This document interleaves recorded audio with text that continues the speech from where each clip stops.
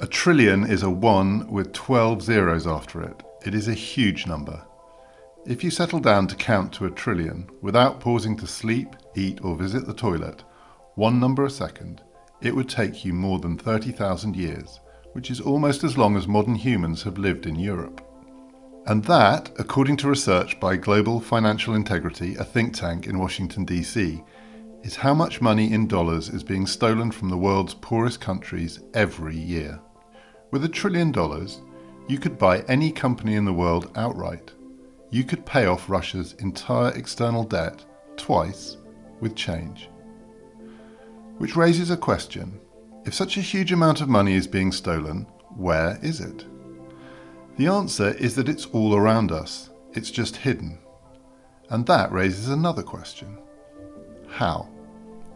If you've stolen enough money to buy an island, how do you hang on to it long enough to take ownership of the island without anyone asking you where you got it from? How do you hide $1 trillion? You may think you know the answer to this, that you just need to stick your loot in a tax haven somewhere and they'll keep your secret safe forever. But that's out of date.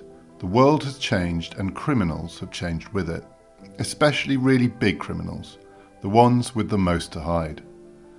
So, here is a guide to how to do it in 5 easy steps. And step 1 is an easy one. Forget what you think you know. The best place to hide money these days is not a Caribbean island or a mountainous principality. It's in a large archipelago just off the coast of Europe, the UK. And how can the UK help you? With its cheap, convenient companies. If, instead of owning a property in your own name, you own it via a company, it keeps your fingerprints off it. It's like wearing gloves to commit a robbery. If you use a company, you look legitimate. And the secret is this. The British system of company regulation contains an enormous loophole.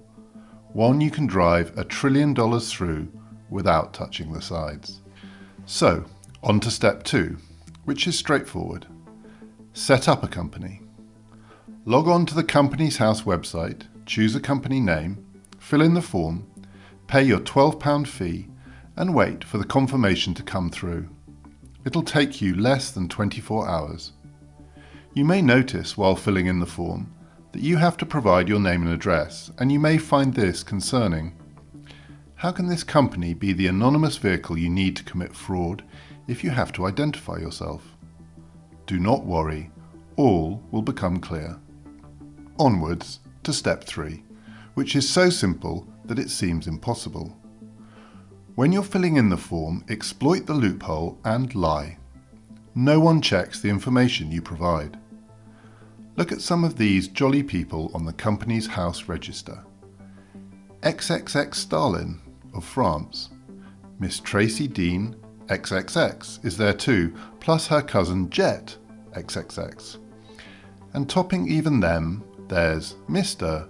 XXXX XXX. If you find them strange, what about Mr. MMMMMMMMYYYYYYYYYYYY? Or indeed Mr. MMMMMMMXXXXXXXXXXX, who gives his correspondence address as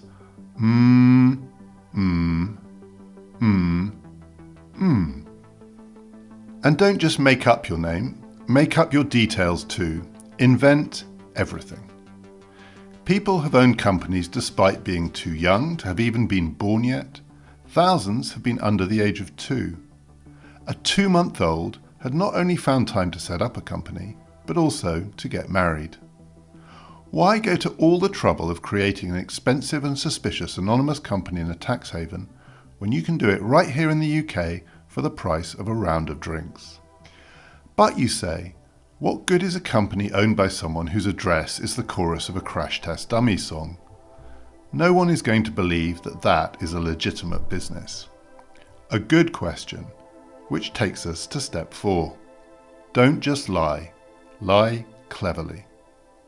Learn from the group of fraudsters who stole the identity of one of their victims, an Australian called Martin Maponda, and registered their companies to him. The companies looked perfectly legitimate, But when their victims complained and the police came looking, there was no one to find except a blameless pensioner. And don't use your own address either. Rent a mailbox at a service address. Paul Manafort used one in Finchley, but there are hundreds of options available. They all pass casual inspection and insulate you from discovery. So, to paraphrase the first 4 steps: avoid tax havens, use a British shell company to own your money on your behalf, lie when you register, but lie plausibly. And on to step 5. Don't worry about it, no one will care. Last year, we learned Danske Bank's Estonian branch had moved 200 billion euros of suspect cash, the biggest money laundering scandal in history, and the majority of it was hidden behind British shell companies. How did the British politicians respond? They didn't. 5 years ago, we learned Ukraine's president had hidden his stolen property empire behind British shell companies. How did British politicians respond? They didn't. Only one man has ever been prosecuted for creating a British company with false information, and that was Kevin Brewer, a businessman from Warwickshire who created firms in politicians' names specifically to warn them about how easy it was to create a fake company. For blowing the whistle, he ended up £23,324 worse off in fines and costs. $1 trillion is being stolen, and Britain is helping to hide it, but no one with any power cares.